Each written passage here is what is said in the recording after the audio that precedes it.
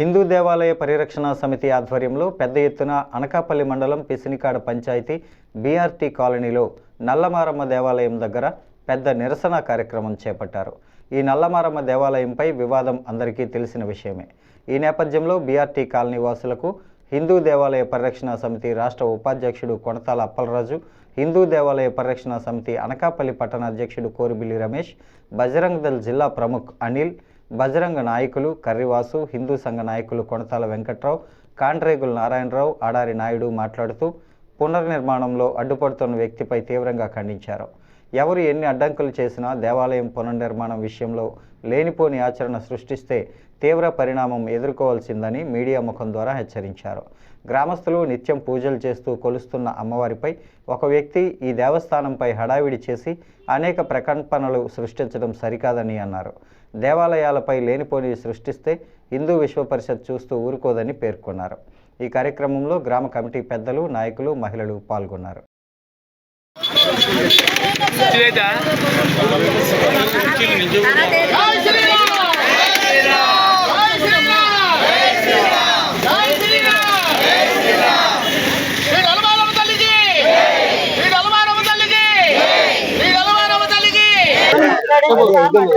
జై శ్రీరామ్.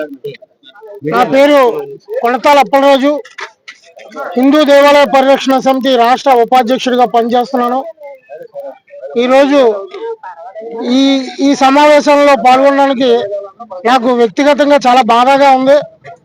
ఎందుకంటే ఇది అనకాపల్లికి సమీపంలో ఉన్న బీఆర్టీ కాలనీలో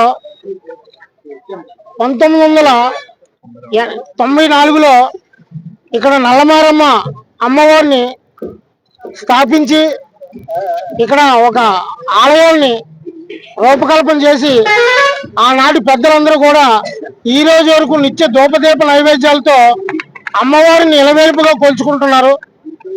ఇటువంటి ఆలయంలో పాత టెంపుల్ని రీకన్స్ట్రక్షన్ మొదలు పెట్టడానికి కొద్ది నిర్మాణ పనులు చేస్తుంటే ఇక్కడ స్థానిక వ్యక్తి కాకపోయినప్పటికీ బుద్ధ సత్యనారాయణ అనే వ్యక్తి ఆ ఆలయ అభివృద్ధిని అడ్డుకోవడం చాలా బాధాకరం.